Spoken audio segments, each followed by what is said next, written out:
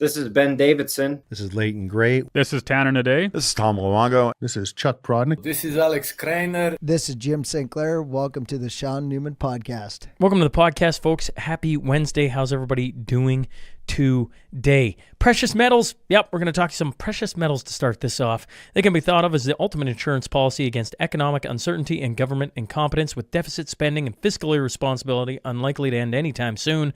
Now is the time to protect a portion of your hard-earned savings with a form of money that has been recognized for thousands of years. Yes, I'm talking silver and gold. Yes, we're talking silver, gold, bull. They are my go-to for precious metals with their complete in-house solutions, whether buying, selling, storing, or adding precious metals to your retirement accounts. They have a new feature exclusively for you that allows you to buy Royal Canadian Mint silver coins for the same price as a generic silver round. All you got to do is go down in the show notes and text or email Grahame for all the details. If you are on any SGB,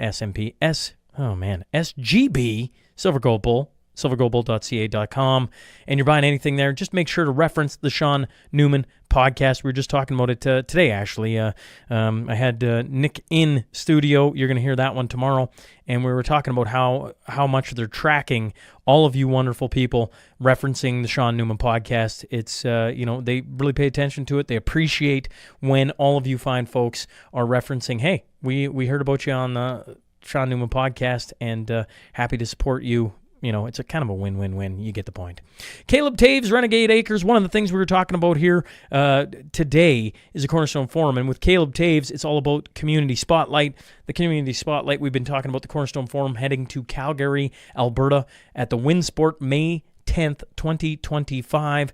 We've got a list of interesting speakers going to be there. Tom Luongo, Alex Krainer, Chuck Prodnick, Kalen Ford, Matt Errett, and now Chase Barber. So that is going to be an interesting group. We're hoping to add a few more to that group. And then we got guest host Chris Sims. She was there last year, of course, Canadian Taxpayers Federation, and newcomer Tom Bodrovics from Palisade Gold Radio. So that's going to be, man, I'm excited. I was saying to the boys today, I keep, just tweaking and, kind of adjusting and playing around with it. We're going to see how it goes, but I'm hoping you'll make the trip to Calgary, Alberta, May 10th, 2025. Early bird tickets are on till the end of the year. May 31st will be the last day to get the cheapest tickets you're going to find, cheapest tables you're going to find, and then January 1, we're going to release all the speakers' tables, so you can go buy the speaker and sit at their table. You can buy the table with them at it, and that's going to start January 1. So be on the lookout for that. If you want to get a cheap ticket, now's the time to do it. Deer and Steer Butchery. I tell you what, hunting season and everything else going on with animals. If you're looking for a good butcher to dice, slice, get all those good cuts into your freezer, look no further than the Deer and Steer Butchery on the west side of Lloydminster. Of course, Amber is the butcheress there. She born and raised small town Saskatchewan. She's got degrees coming, well, not everywhere. She apprentices at Real Deal Meats in Edmonton. I don't know what I was going to say there. Worked out in Ontario at the St. Lawrence Market, which is one of the biggest fresh produce markets and meat and sea vendors in Canada. So she's got quite the background. And give her a call, 780-870-8700. They can get your animal put in your freezer, essentially. Substack. It's free to subscribe to. And Sunday nights, we have the Week in Review comes out. And that's going to get you caught up on everything happening from Monday to Friday on the podcast. And finally, if you're listening or watching on Spotify, Apple, YouTube, Rumble, Facebook, etc., make sure to subscribe so you don't miss an episode. And leave a review, give a thumbs up, 5-star, whatever it is. All that really does help, folks, and would love it if you would share it with a larger audience. All right, let's get on to that. Tale of the tape.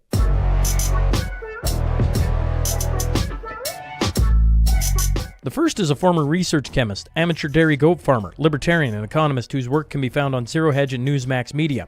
He hosts the Gold, Goats, and Guns podcast. The second, a Croatian national, former hedge fund manager, author, and contributing editor at Zero Hedge. I'm talking about Tom Luongo and Alex Krainer. So buckle up, here we go.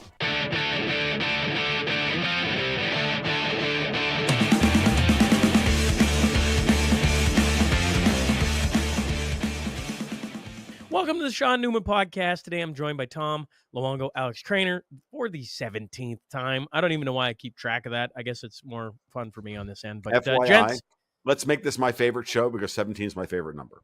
It is not really. It is too. You know, on a complete Why do you side think note, it's why do you think my Twitter handle is TFL1728? 28. Well, Well, it's funny because somewhere Jamie Sinclair, who you've been on with, one of the Mm-hmm. military boys from Saskatchewan, his number's 17. And as soon as I said it, I'm like, oh, Jamie's going to be texting me immediately. And of course, it's Tom's favorite number. Alex, is it your favorite number too? Do you care about numbers? Oh, yeah.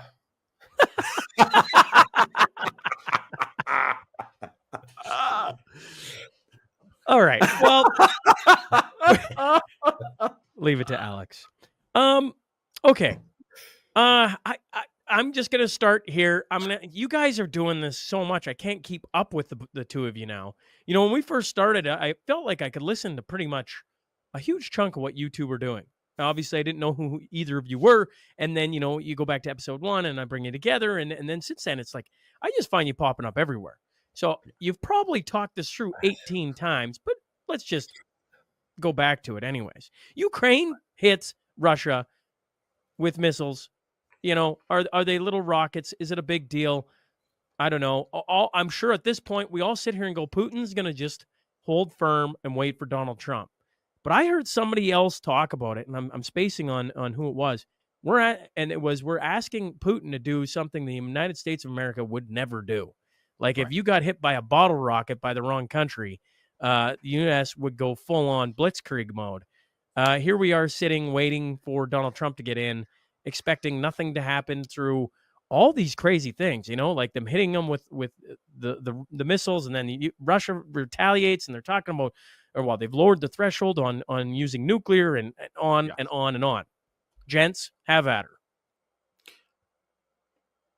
Yeah, Alex. All right, I'll go first because I think I just worked it out today, and so here's what I think is going to happen between now and January 20th or 22nd. When is it? 20th? 20th. Okay. So they're sending these long-range rocket attacks into Russia, which are not really long-range, but they've changed the war's framework, right? They've changed the paradigm into an all-out war between the West and Russia, between NATO and Russia.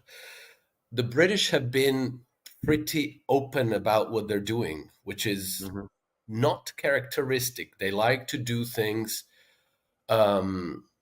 hidden. They like to hide their game, and they like to kind of maneuver their allies into doing their dirty work, i.e. the United States, Poland, Ukraine, and so forth. This time they're being out in the open. They're showing their hand. Russia will not fall into their provocation, but they know that too. So what they will do instead is they're going to do a very publicly visible attack into Russia. They're going to ramp up the talking points. Putin is threatening, Putin is doing this, Putin is doing that. And then they're going to orchestrate a false flag attack, which is going to be pretty spectacular. And the target is going to be the city of London. I mean, the city, the metropolitan area, not necessarily the city, but London. Because guess what? Since the 3rd of September of this year, so 84 days ago, all of the webcams in London have gone dark. What could possibly be the reason? The reason is because webcams could show the logistics of the false flag attack. The trucks coming and going, shipping out the gold, shipping in the explosives, this and that, whatever it be. And so they all went dark. And I think that the only so there's hundreds of webcams all across London. And not a single one of them is operational at this time. That is, I didn't check all of them, But there's a gentleman. I'll make a post about this probably tomorrow. But a gentleman who posted a video on YouTube checked hundreds of these webcams, and he said that none of them had any updates since the 3rd September of this year.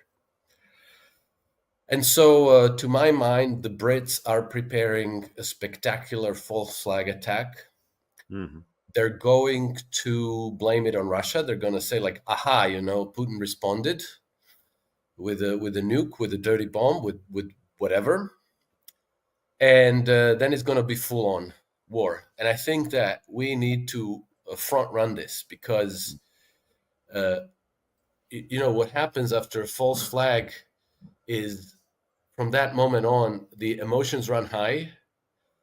And then you have a ripe situation for creating a mass formation psychosis. And mass formation psychosis, we lived it. It was with COVID, right? And I think that Israel is living it right now. They're in the midst of a genocidal trance because they're in that stage. I think that if we don't front run it, we could find ourselves in World War III before Trump is inaugurated. And I think that such an event could also prevent Trump from being inaugurated. Mm-hmm. There you go. Alex, I think that dovetails with what I laid out yesterday on Mike Farris's show with Lieutenant Colonel Steve Murray. We talked about this exact thing, and I said I'm seeing a similar thing. I didn't have the surveillance cameras all across London. That's even more confirmatory that something's going on. I saw over the weekend that the British are pulling all their frigates, all their whole navy back home. Okay, so let's now. Why is that important? Well, because I was game planning this up out with Dexter White yesterday morning before that show, and we looked at this and we said, okay, clearly Russia's response with an intermediate range ballistic missile, or whatever you want to call it. Dexter and I are not just calling them, XBMs, right? Whatever the range is irrelevant. It's their ballistic missiles of some type or another. You strap certain payload on it. You sort of strap a certain rocket to it, to a certain rocket, and you can throw whatever weight and whatever range you want. So what the Russians threw the other day was a statement, I think, and I think that look, we're not angry with the United States. We know that they're not ultimately behind this. The report that Biden authorized that the use of ATACMS to attack Russia, it was bullshit. That came from the bowels of the intelligence agencies. The New York Times, look, seriously, the New York Times is a wholly owned subsidiary of the CIA, which is in many ways a wholly owned subsidiary of MI6 and the Mossad. So now, it works for the intelligence agencies, and you can't get any corroboration of this order, and Biden is nowhere to be found. So, again, going back to what I tweeted out literally the day after he made this announcement, right before the attack actually happened, last Monday, I said, look, this doesn't make any sense. And what I said was they're setting up for a 25th Amendment removal of Biden from office for not being.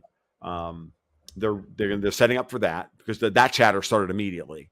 So the report goes out on a Sunday. On Monday, they start the chatter. They start seeding out that Biden's unstable.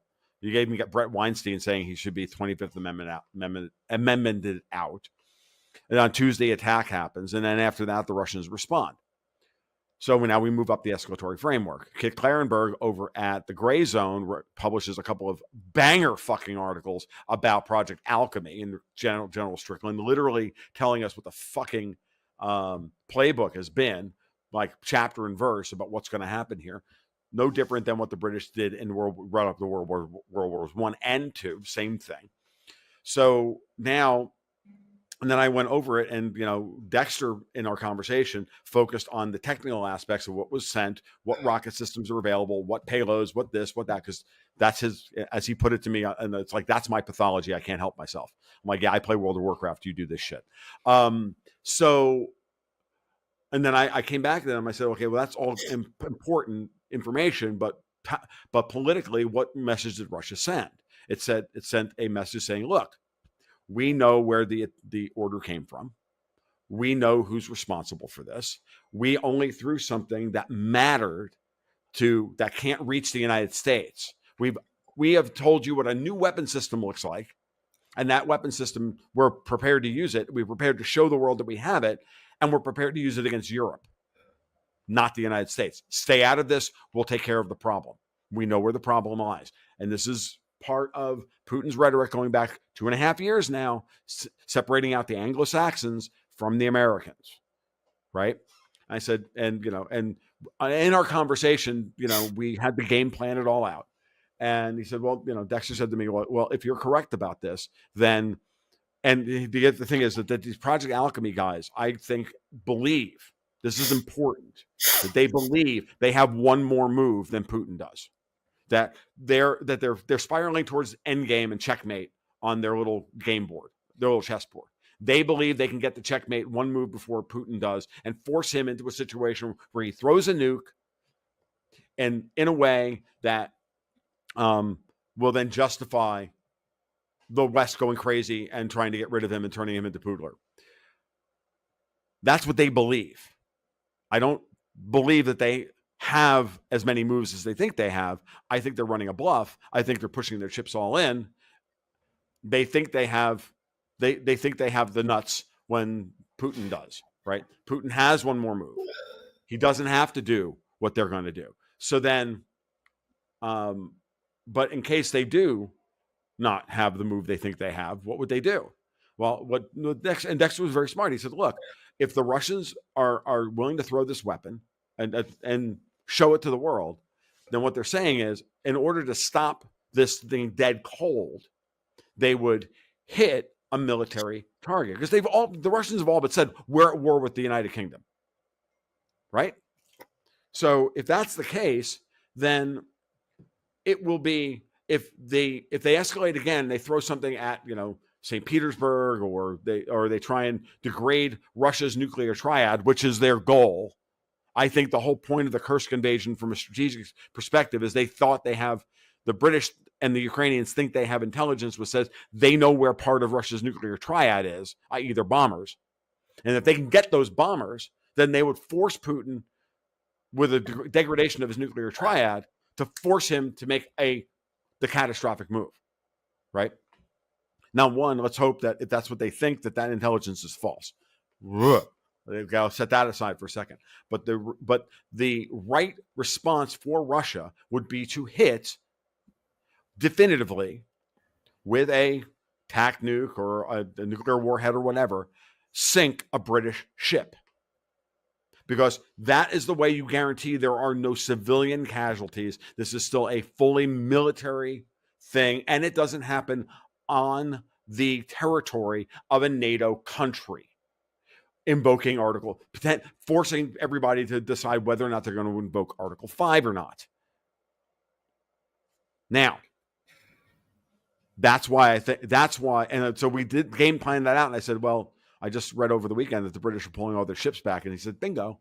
They're pulling all their ships back to force Putin to hit civilians to get the escalation that they want. And Alex just gave us that piece of the puzzle. Wait, I'm not finished yet. This is fucking important. So, it's crazy when you think this through. Now, go back to the 25th Amendment. How are they going to get the United States?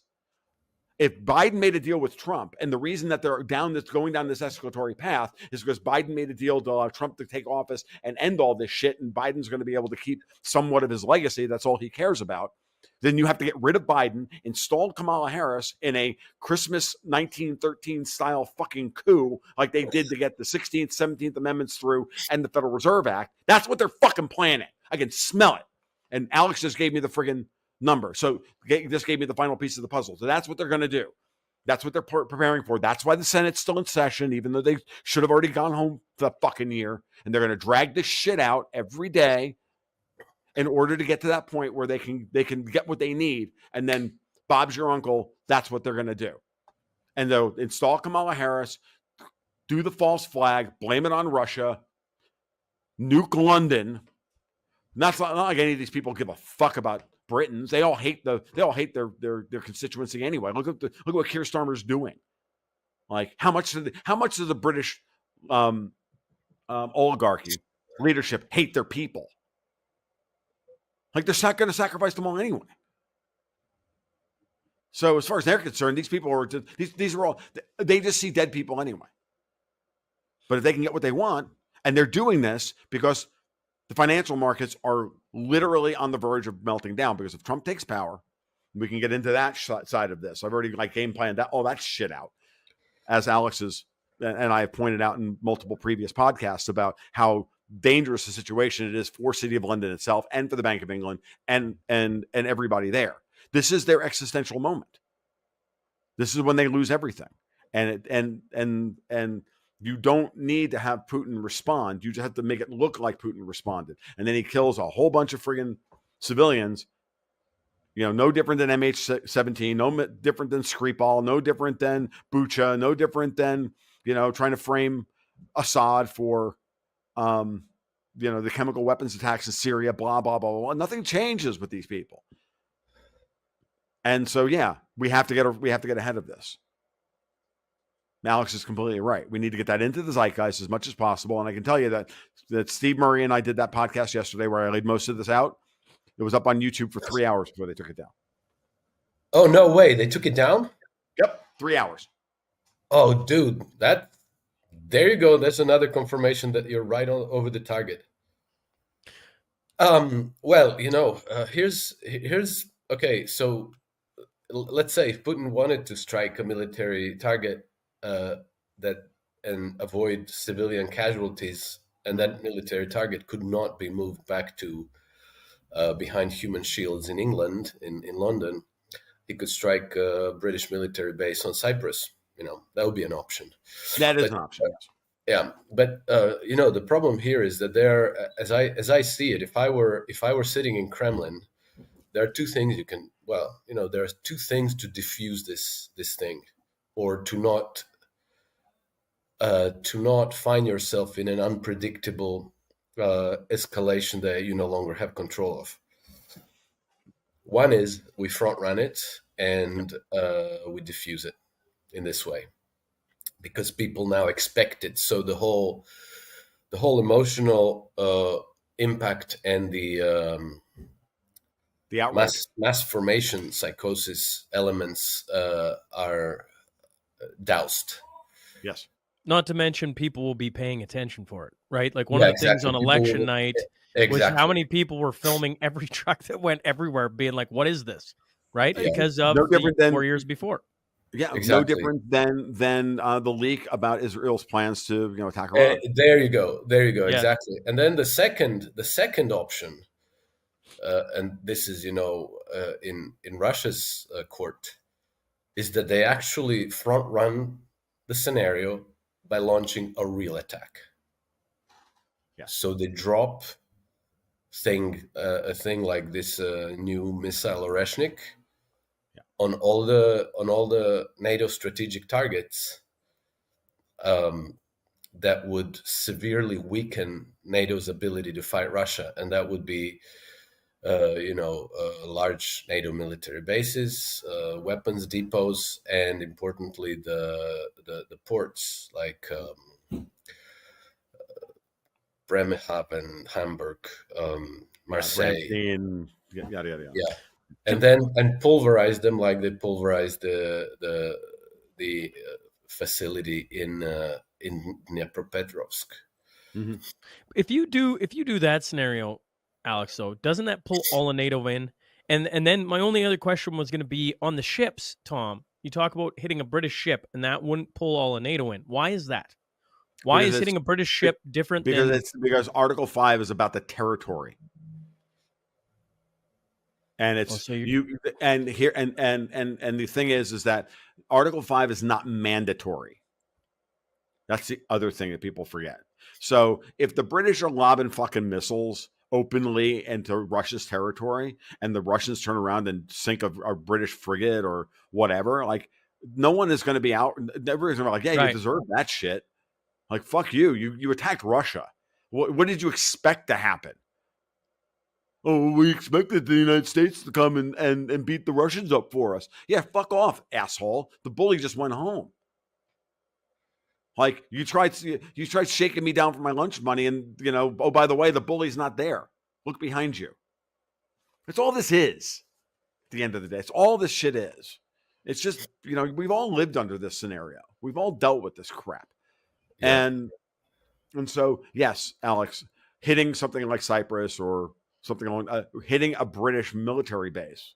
Yeah, but I mean, I was just saying that as an option, like why they're, if they're pulling their ships, they can't pull in their bases. But I think that if Russia decided, because, like there's a logic, like if you can't avoid a fight, Yes, then you preserve an advantage if you throw the first punch. of course. That's what And then Putin if did in Russia February of threw the first 2022. punch, that would be an Article 5 event.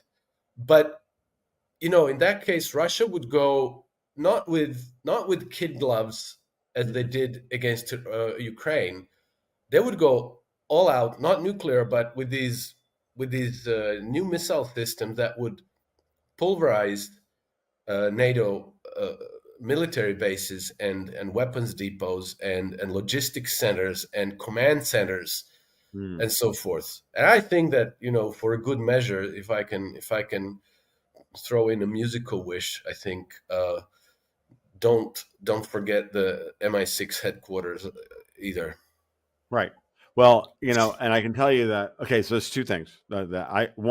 Yes, sadly, I agree with you that would be the right move, and Putin's already shown that he's willing to throw the first punch, which is why we're in the exactly. situation we're in today. Because you can't avoid a fight. Go first, dude. Like it's the first rule of any martial arts tournament. Like you want to score the point, go first. You want to win the sparring match, go first. Like the aggressor sets the tempo, and then you put the other guy on their back foot. Here's some countervailing information that tells you that maybe the saner heads are prevailing. One, I've been following very closely the internal fight politically inside Germany since the government, quote unquote, since the FDP pulled out of the coalition, and now there's wrangling as to who's going to run for office and when they're going to have snap elections and everything else. It was a real big fucking push by the British to put this guy Pistorius in charge of the SPD and get rid of Olaf Scholz. Olaf Scholz has survived. Friedrich Merz, the head of the CDU, Merkel's former party, was out there screaming, "You Russia, you have 24 hours to leave Ukraine," and then he's been ratcheting up the rhetoric. Same thing with the Greens. All ratcheting up the rhetoric. All these people were all either trained or are owned by fucking City of London and MI6. Every goddamn one of them. So that's one. On that side of that, and they've been there for the last couple of weeks attempting to shift German politics towards war. And behind the scenes, it was very obvious that Gerhard Schroeder, the former CEO, the former chancellor, and the CEO of the Nord Stream 2 consortium that got the pipeline built, who's the guy who brokered the deal between Gazprom and the 5 oil majors to get the pipeline built. I know that he has been behind the scenes attempting to de-escalate all of this shit for 3 years now. And I see his hand backing Olaf Scholz and telling Scholz, you go for peace and try to broker peace, because if anybody would be the conduit, the communications conduit between the Russians and the Germans, it would be Schroeder, because they trust Schroeder. And so Olaf Scholz surviving the leadership challenge for the SPD in Germany is telling you that cooler heads are prevailing in Germany. In France, not so much. In the UK, not so much. In Italy, absolutely. Giorgia Meloni has played this beautifully and brilliantly. Any support she sent to Ukraine didn't work. Metaphorically speaking, she gave them Italian submarines and Italian rifles that have never been fired and only dropped once. Okay? So the Italians know how to play that game as well, and she's very brilliantly set herself up. So, and she, in my read, is a proxy for the U.S. military, because the country with the most military bases in Europe, U.S. military bases in Europe, is not Germany, it's not Poland, it's Italy. We have 100 fucking bases in Italy. And Giorgia Meloni is still in power because she has the backing of the U.S. military. So Ursula von der Leyen at the EU can go out there and spout all this crap that she's told to spout because of the Gantt chart over at Evil Corp Central, and Macron can, play big man with his Napoleon complex, and Keir Starmer can, act like, he runs anything. But the truth of the matter is that everybody can see what's happening now. And we'll see. This could be the time when the British play their hand. Yeah. And they go all in, and no one's there to back them up. Don't get me wrong. The two scenarios that I proposed, that it's not that I'm hoping that happens. I'm right. Just saying those are, to my mind, the two hypothetical alternatives to either diffuse the situation, or, from Russia's point of view, to grab the reins and throw the first punch if there's no avoiding it. And if they launch a false flag attack, then there is no avoiding it. Yeah, no, I know, and that's the thing we all have to worry about. And if they can execute a coup inside the United States to get the United States to back this play, all these moving parts, folks. But you can see it, like, you've got 55 days to get this done. Yeah, you gotta, or whatever it is. It's when you talk about where you started, Alex, with the attack on London, I go back to earlier podcasts, way back in the archives. I interviewed a guy, and I asked him, what was your red pill moment? Like, what was your moment? You thought something was off. And he said 9/11. And I was expecting, Building 7 or something along that lines. And his answer was the way it made him feel, because he wanted to go kill everyone. And I'm like, oh, I don't remember that. I was probably too young. I remember being nervous and whatever, right? But as an older man, witnessing your countrymen being killed, you can imagine the response that it would elicit. So, I guess sitting on this side, I've been staring at this going, if you really want to suck us all in, you just have to do something horrific that logic no longer works, because people don't care.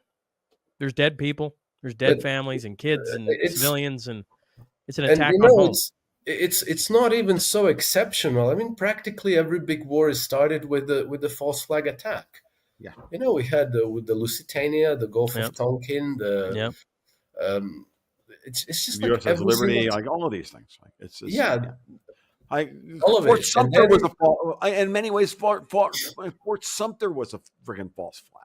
There you go. Yeah, that one too. Lying us into war. I've been saying it for 25 years. Lying us into war is a time-honored presidential tradition, which is why when 9/11 happened for me, my literally, I don't know if I've ever told you guys this story, but on 9/11, I'm sitting at my desk at the University of Florida. One of the other laboratory managers comes by and just pops in. You want to see something cool? They just flew planes into the World Trade Center. He's weird little man, and I'm like, oh my God! And then I didn't actually watch it. I just sat back in my chair and went, oh fuck!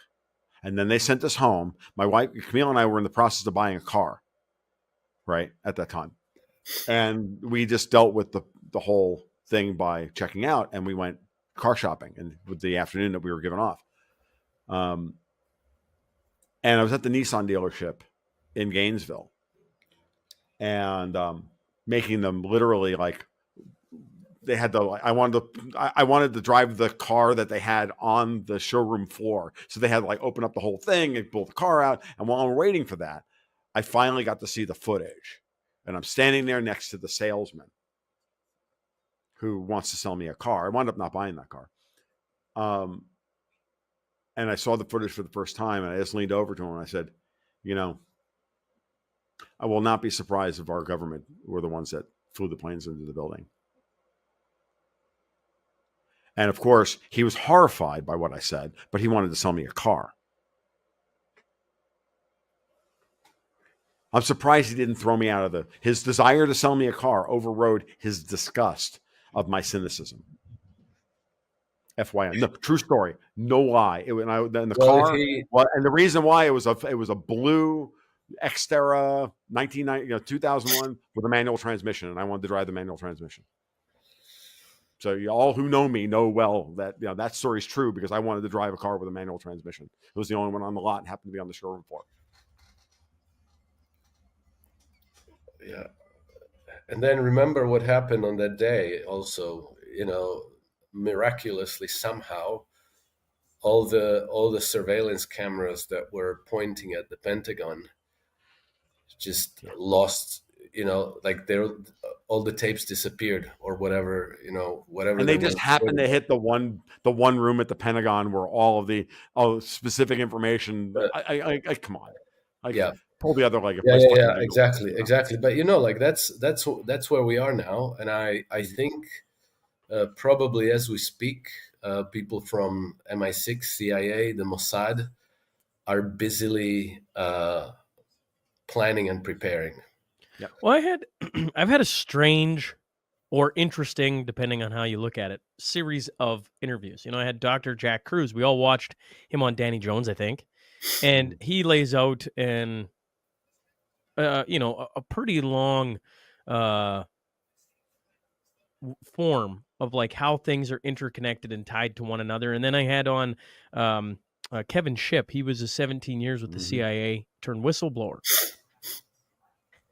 And I sit here and I listen to all this, and at times, if you just stumbled into this show, you're going, what the hell is going on? And I would really push you to go back and listen to all 17, because I think you'll slowly start to see what's happening. And the thing I was saying to Kevin Shipp, we talk about the Mossad, we talk about the CIA, we talk about all these MI6, we talk about all these agencies. The thing about the CIA in particular that maybe I didn't realize up until he said it was they have signed into their founding document plausible deniability. So they basically have zero rules. They can go do whatever they want as long as they have plausible deniability for the White House. And my question to Kevin Shipp, and I guess my question to you two, is like, how do you fight that? When they have all the money in the world, they got all the tech in the world, and they are constantly using it. I think, I think somewhere along this conversation, you talk about exposing them, or maybe that was you and Murray. I've been listening to too much of Luongo, Krainer, Murray, and all the different characters, because along this journey, I've stumbled into, Coffee and a Mic and different people, Crypto Rich, right? All these different characters in the podcasting world that are fantastic from different parts of, different countries. But I look at it and I go, like, we're fighting an animal or a beast or whatever you want to call it in the CIA and other three-letter agencies that almost have a bottomless pit of money, of resources, et cetera, and we're seeing it in real time, are we not? And then the question is, how does the common person deal with that? I think that the only way you can deal with it is by doing exactly what we're doing here now. You need to pay attention, and you have to speak out, research and speak out. Warn your friend. Everybody's got Facebook, X, Instagram, whatever.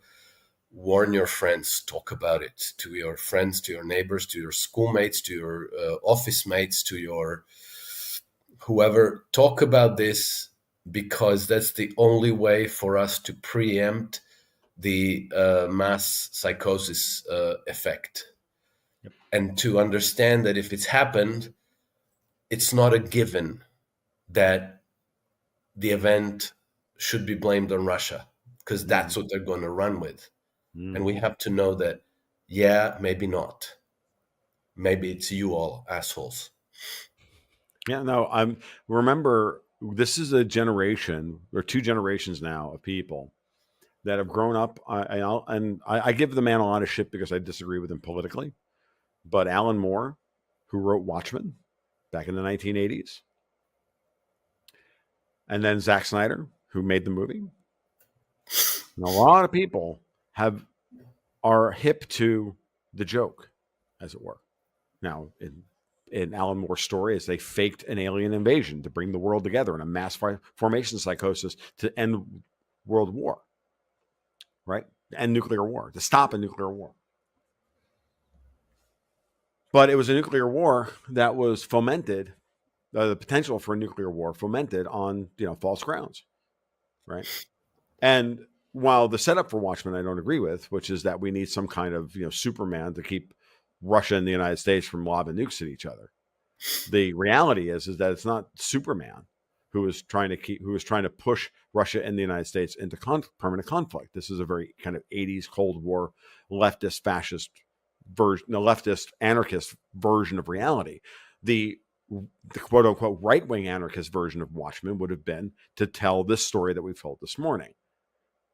That it's not a product of fascism versus communism or any of these other isms that don't matter. And we don't need a state to stop us, or a Superman, a state. We're not playing the stupid, Hobbesian dialectic of S keeps A and B from fighting each other because A and B are infinitely aggressive towards each other. That's not true. But in a sense, if you reframe it a little bit and you say, well, Dr. Manhattan and Watchmen, or S, is the United States trying to keep the infinitely aggressive Brits from attacking Russia, then maybe it does. Maybe in that respect, the Hobbesian dialectic works. But then again, who are the people that keep promoting the idea of Hobbes as being a valid framework for human interaction? The infinitely aggressive fucking shitbag Marxist British. Exactly. Okay, so this whole thing at a psychological and philosophical level is all yet another goddamn psyop. And that's what we have to. And Shaun, you're absolutely right. The point is very well taken. I think maybe I didn't give you credit for this, but I'm going to remind myself to do so now, not just keep moving the ball forward, but to remind myself that, oh, by the way, yes, you're absolutely right. That, and Alex as well, we have to keep talking about this. We have to keep trying to figure out ways of communicating it and getting this stuff percolating through the zeitgeist in such a way that we can resist that moment. We can resist the bullshit and deal with the reality, which is that none of this is necessary. Not one bit of it. It's all manufactured for a bunch of people who at the end of the day are satanic, dopamine addicted, crazy people who want to remain in power to torture their subjects with. These are people who enjoy pulling the legs off of spiders to see how they react. That's who they fucking are. Nothing more, nothing less. They're the Nexus 6 androids from Do Androids Dream of Electric Sheep. There's that wonderful scene that every time, for me as a 13-year-old reading that book for the first time, and there's that moment where the mentally impaired person, I'm not supposed to use the word retard, is watching these androids, these soulless androids, playing with a spider and very clinically pulling the legs off of it. And it's horrific. He's horrified by it. And I remember as a 13-year-old being I'm like, that, we have to stop that. That needs to go away. If that needs to stop. Remember, we cannot allow that. We cannot allow that to become base reality for the world. remember the beagles getting their faces eaten by bugs and then removing the Fauci experiment. Right, They had right. bugs eating away the beagles' faces, and they removed their vocal cords so they wouldn't annoy them with barking and yelping in pain. Right. That's who we're dealing with. Yeah, we're dealing with people like that. That's who might win this round if we don't do absolutely everything in our power to prevent it from happening. And to Shaun's point about them having effectively infinite money, they don't have infinite money. No, But they may have enough money and power to win this round. But if they don't win this round, they will be bankrupt. That's what Alex and I have been trying to elucidate for people. We have the opportunity to beat them here because the engine of their wealth, they're cockroaches. They believe that all they have to do is take their wealth and move it to another area. They're locusts. I've used that image before. These people are not vampires. They're locusts. Okay? They strip mine a place and then they move to the next place. And they destroy it and they move to the next place and the next and the next and the next. And being locusts, you don't allow them to take their wealth and scatter. Yep. This time you have to make them put their money on the table, not our money. Every time in the past, in every version of this cycle over the last 350 years, 330 years, has been they use our money that they stole from us to play the game again. This time, China said no. China never opened their capital account. The United States is saying no, and they're closing their capital account. But we're doing it a different way. We have to do it through SOFR, LIBOR, controlling the value of the dollar, everything. That's the whole narrative that I've been talking about for 3 years now. The Russians exited, were thrown out of their system and survived. The Iranians were thrown out of their system and survived. If he's for real, Javier Milei in Argentina is beginning to, do the same thing. I'm still not sold on the guy, but, distrust but verify. But we'll see. Like, this is that moment. And if you look at everything that's being presented as Donald Trump's cabinet is being designed to do exactly this, to root out that level of corruption within the federal government, present a relatively strong face on the foreign policy front for negotiating purposes to back the fuck away. That's what I think Trump is setting up. And you put a couple, and in that scenario, you put a couple of crazy attack dogs in the foreign policy set, but you temper that with people like Tulsi Gabbard and others. And you put loyal people like Ratcliffe in charge of the CIA to start taking out, start really rooting out the corruption. Alex, you sound terrible. Are you sick? Who, me? Yeah. Yeah, I am. Okay. Yeah. I'm Yeah, sorry. Yeah. I feel like I got run over by a truck. I had a flu. Today is the first day that I'm actually kind of functioning. Mm-hmm. But basically, what I wanted to say is that this, the scenario that we're discussing today might be also part of the reason why Trump has put these vulgar barking dogs in their foreign policy, in his foreign policy lineup, because the establishment is absolutely in a panic that they're going to lose Ukraine. And so they feel under pressure to escalate this before he enters office. And so, to kind of put them at ease, he needs to show them people who appear that they will be promoting the exact same policy, so that they think like, Sebastian Gorka, Marco Rubio, we're going to be in control still. So we don't have to rush into some kind of a panicked escalation that we didn't plan for. Yeah. No, so I guess, if the Trump team were aware of these pressures, and I don't see how they couldn't be, then maybe that's why he's got Sebastian Gorka there and Marco Rubio and all of these people. To further that point, Alex, what did I say? I wrote an article about the Ukraine-Russia war a while ago, and where I said, guys, how do you beat a superior opponent with more money and more power and more infrastructure and everything else? You keep allowing them to think they have an opportunity to win, but then they will continue to commit resources to a losing cause, and over the course of time, you bleed them out. That's how wars of attrition. That's why wars of attrition work. So the Russians have done this to NATO by constantly thinking, oh, well, Russia's weak and they're not really all that smart and then terrible combined arms and blah, blah, blah, blah. And they haven't really taken very much territory in 2 years and they're inept and blah, blah, blah, blah, blah. Make them, so let's commit more stuff because they're close. They're on the ropes. They're going to lose, blah, blah, and they keep thinking that. No, they're allowing you to think that.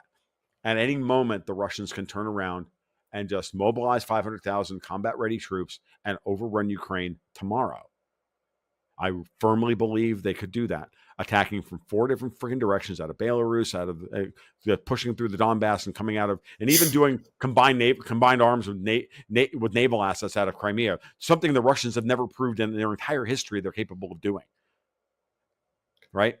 But, if they're willing to throw 500,000 men at the problem, it'll work at this point because it's just numbers. Saturation bombing, 500,000 dudes. NATO's got nothing. Yeah. Other than going to AIDA, other than them going to them going to the escalatory framework that is unjustified. And then guess what? You win the propaganda war.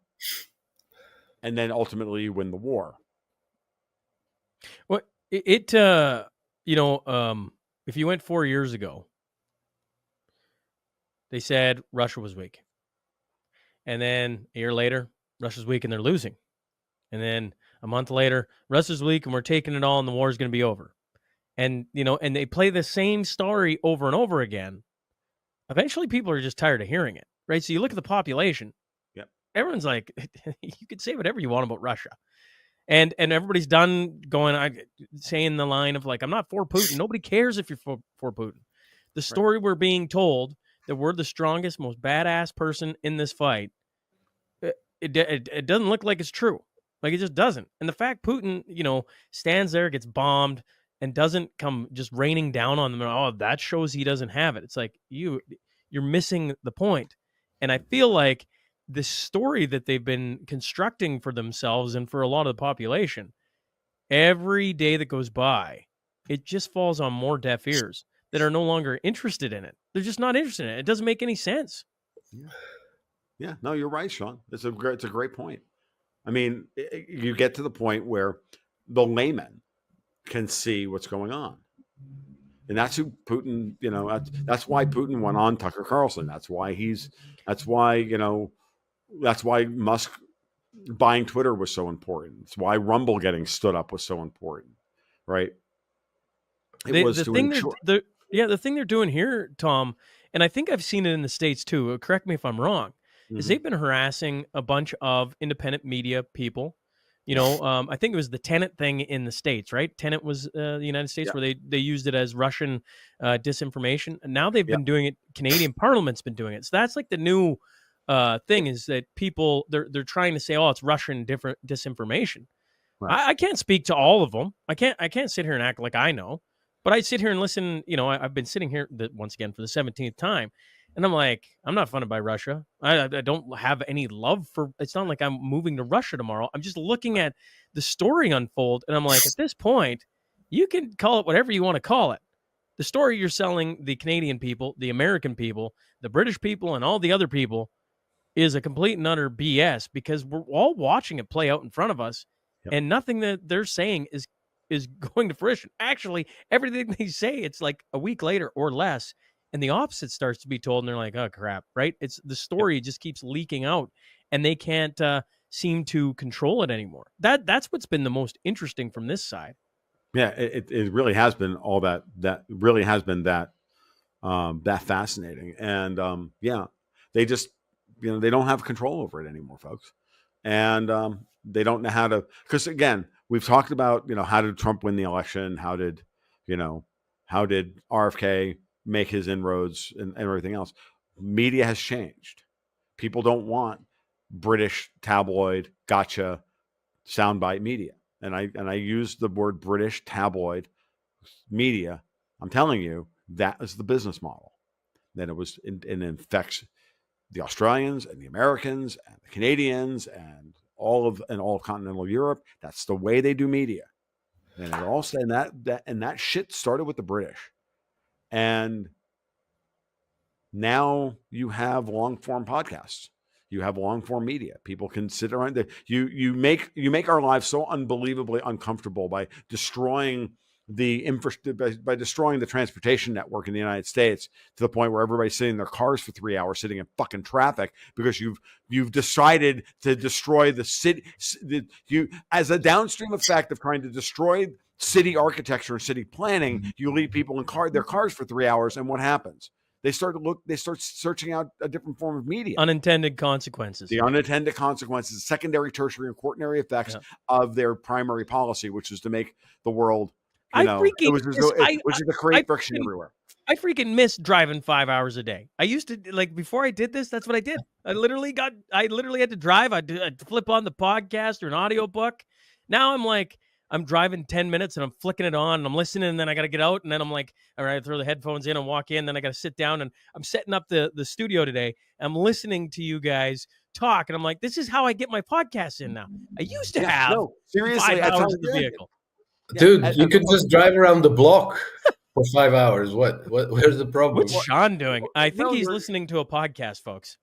You're absolutely right, Shaun. I mean, I used to do this when I was working in South Florida, and I would, back in 2005 to 2010 or 2006 to 2011 when I did that job, and I listened to as much of the early versions of podcasting there were speeches that were encoded. The Mises Institute was great about this. Was the heyday of the Mises Institute, leveraging this technology.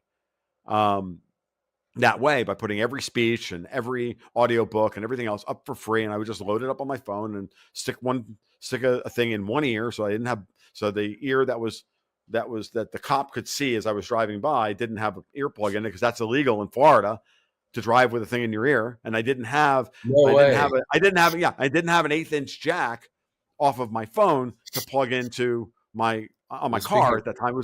So I had to do it that way, and I had to hide the damn thing.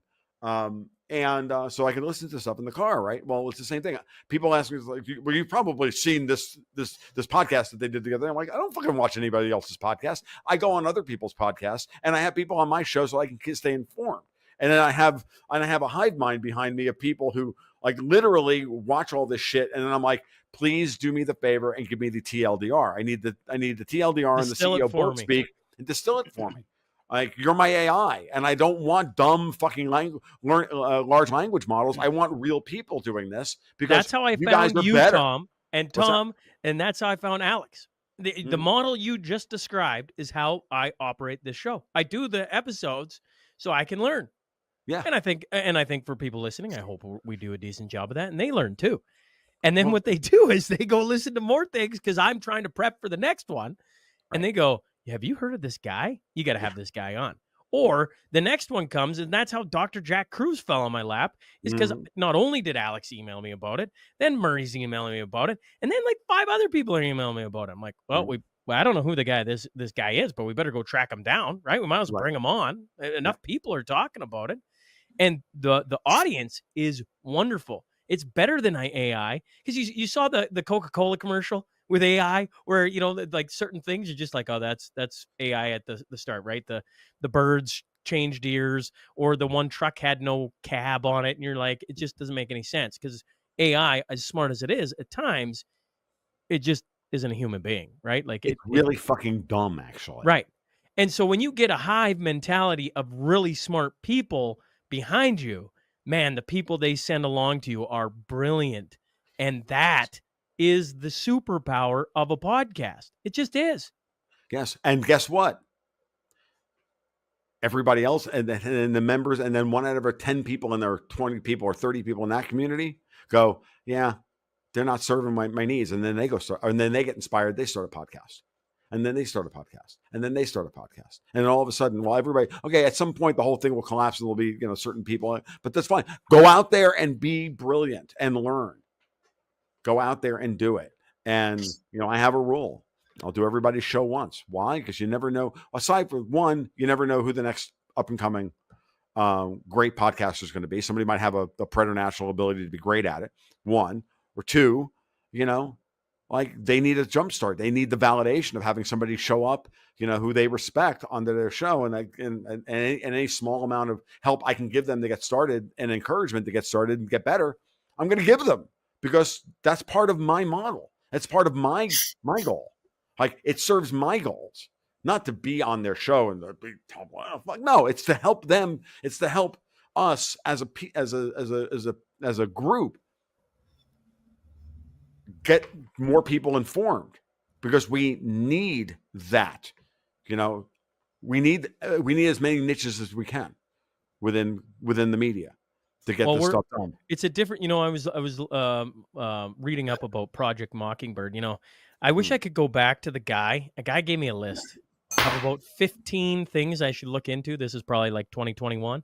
And I'm like, I just don't have the bandwidth to go looking into all these projects and learn how corrupt our government is and whatever.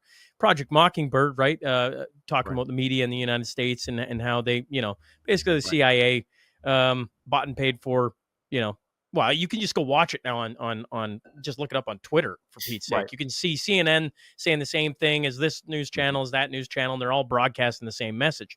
The difference here in podcasting, although Tom can go on 50 shows, we don't take what Tom says and then 50 of us repeat the same message, right? No. It's got to be filtered through each individual show. It is well, it's an interesting thing, because if there's a bullshitter out of there, if you follow him long enough on enough different shows with enough different people, you're probably going to catch on to his bullshit. Right. Absolutely. Absolutely. And the punters can't survive in this. And that's why Kamala Harris wouldn't do Joe Rogan. Yeah, you can't fake it. You can't fake it. You have to be. I think the brilliant thing, which I discovered with Substack.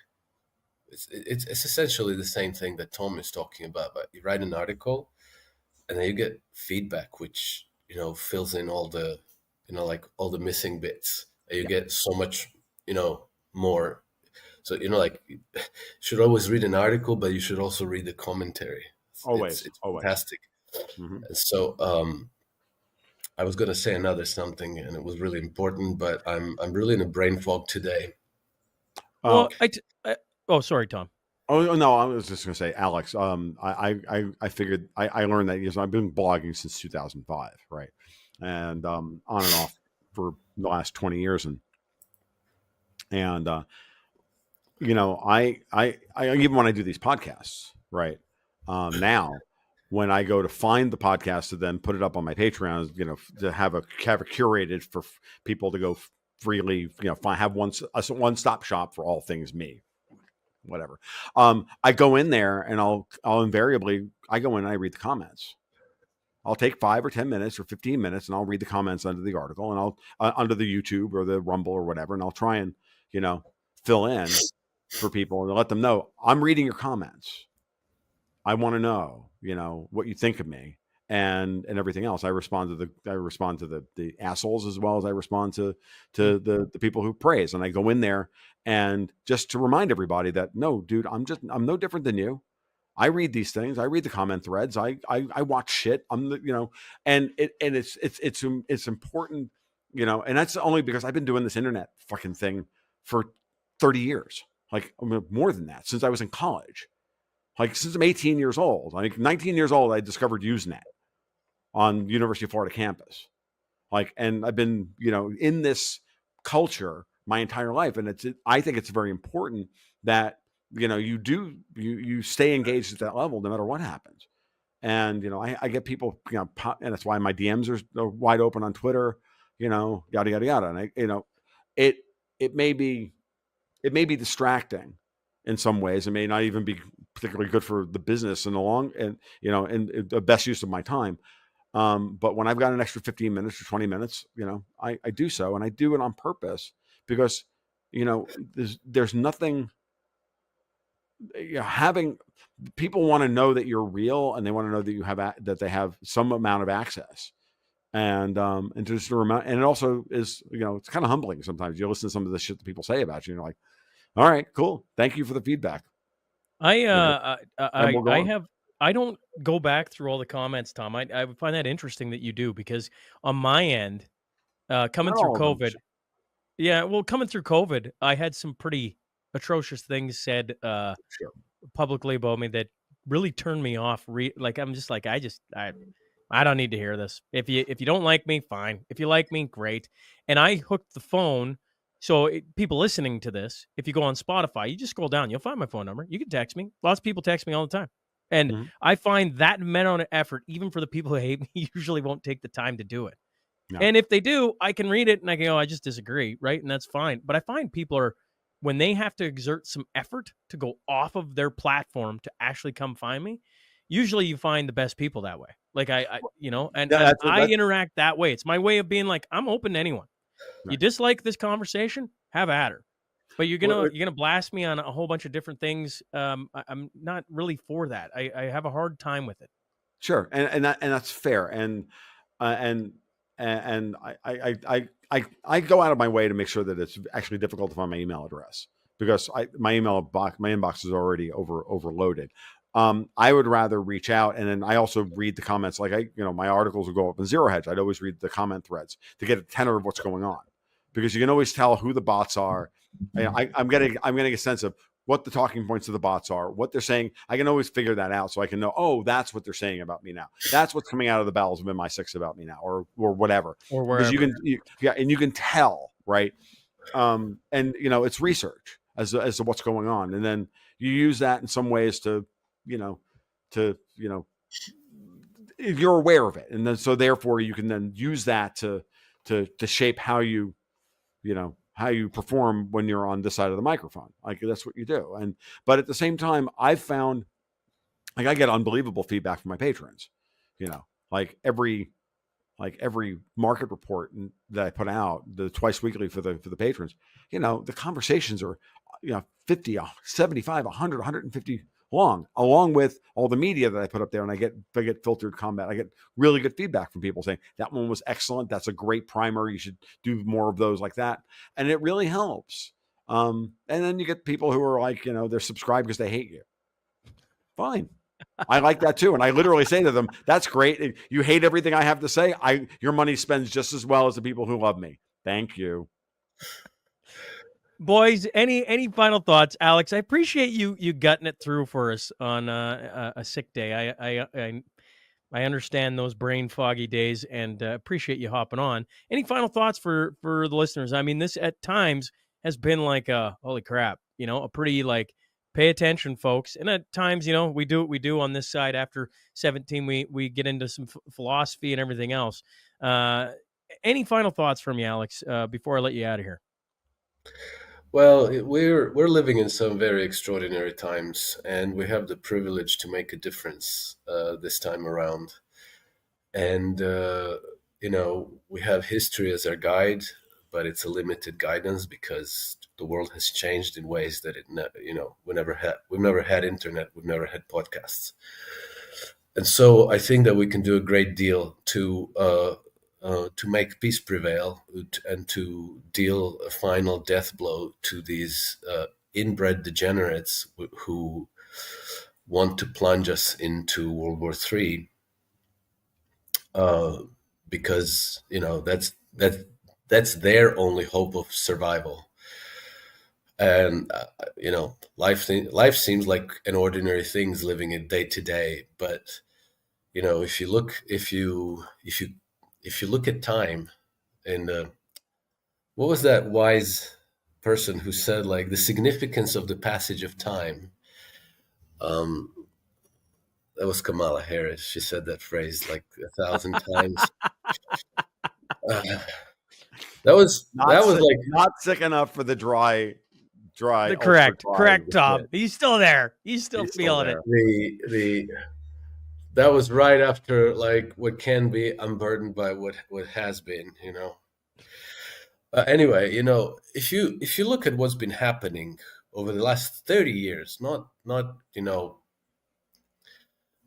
these people in the West, the ruling establishment, let's call them, you know, the oligarchy plus their, you know, equestrian class of enablers and secret police and intelligence agencies and so on and so forth. You know, they're clever, and they think that by being clever, they prevail.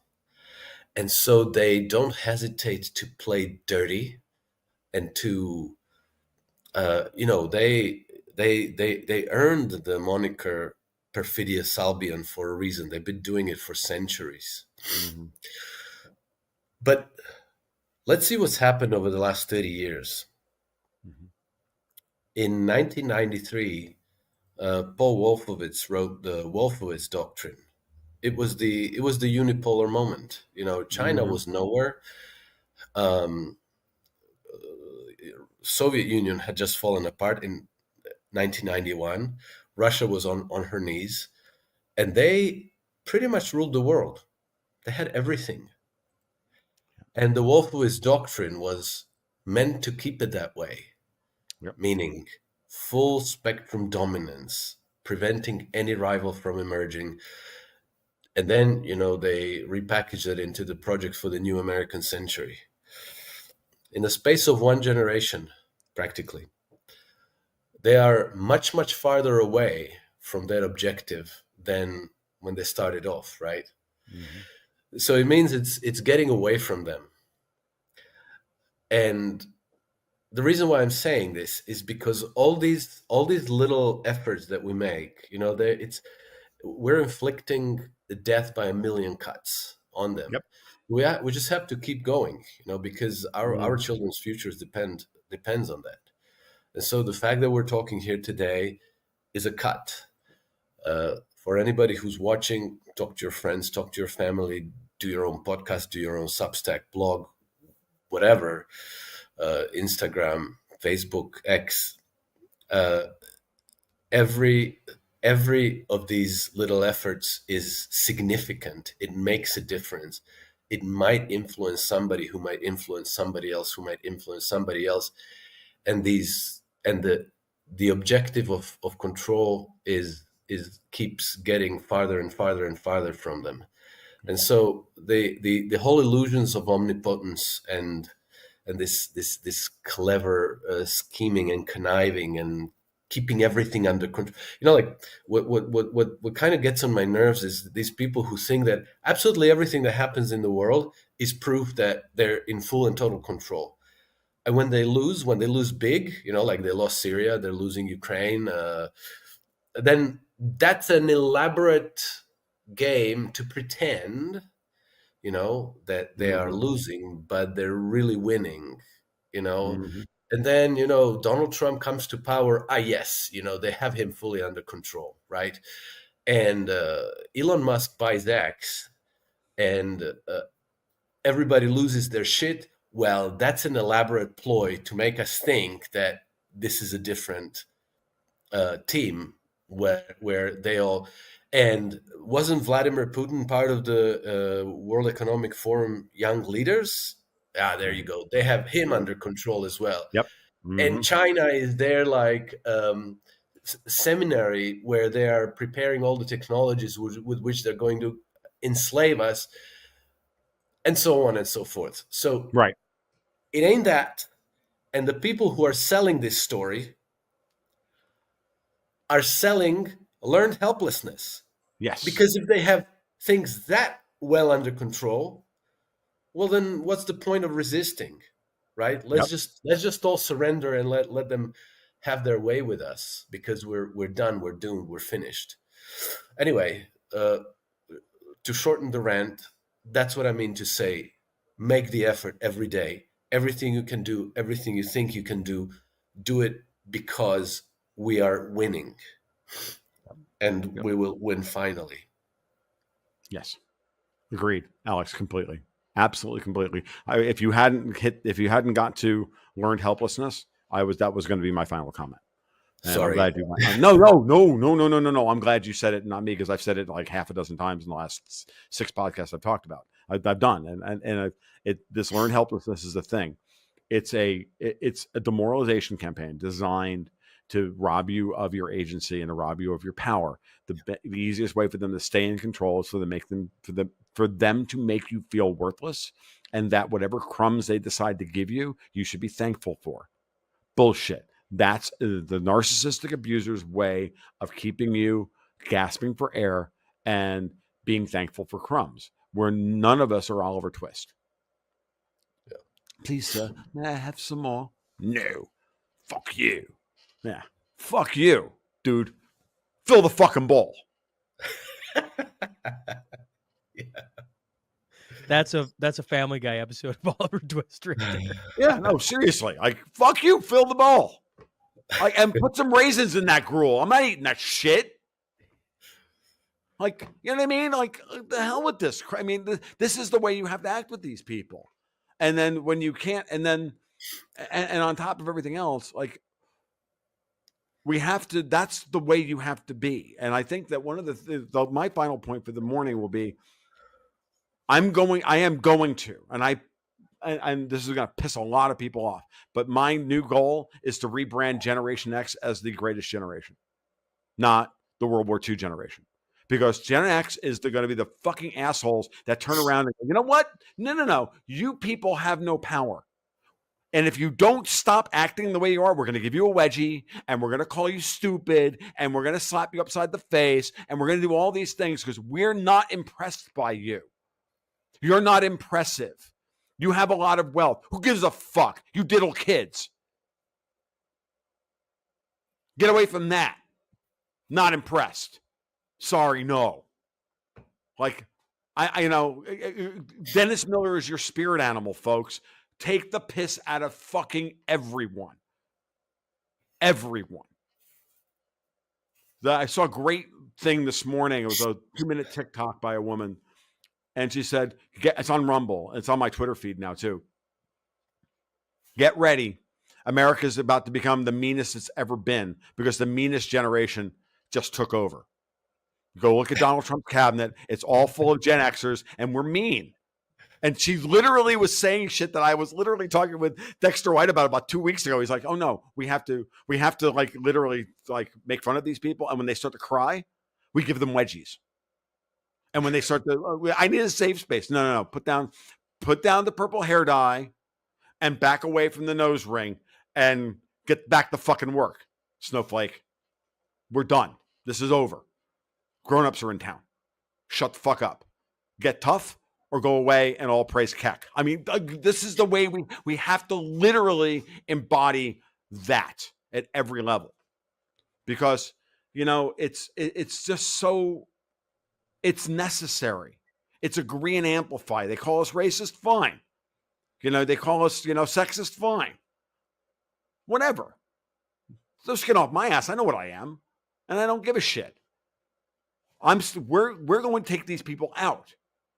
And we're going to make this world a better place. And we're not going to ensure that, they're going out of their way to make pedophilia secret again. No. Not going back in the bottle. Not that genie. Screw you. No. No. And I got news for you. Putin's on board with this. Trump is on board with this. I even think Xi's on board with this.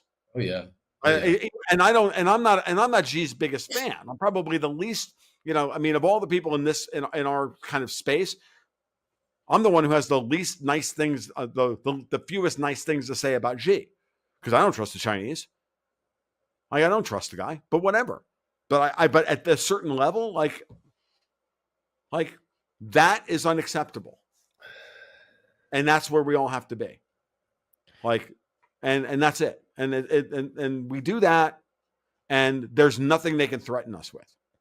I'll finish with this. Sure. If you enjoyed the last 17 of these chats, Tom and Alex will be descending on Alberta again, May 10th, 2025, at the next Cornerstone Forum. You've graced Lloydminster twice, and now we're heading to Calgary, Alberta. We're going to be joined by a cast of characters. That's going to be a lot of fun. And if you want to see Tom and Alex in person in Alberta, down in the show notes, there's tickets, early bird prices actually to the end of the year, boys. They don't get any cheaper than what they are right now. And I think there is a lot of people that are excited to see you two back again and to see the Cornerstone Forum heading to Calgary. So I'm looking forward to many more chats like this.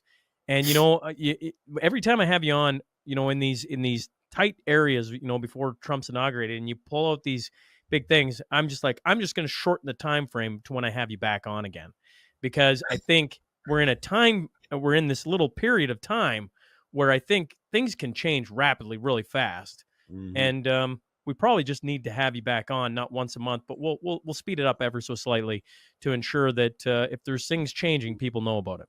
Either way, gents, thanks for having me on. Thanks for hopping on this side of things, and looking forward to seeing you in 2025.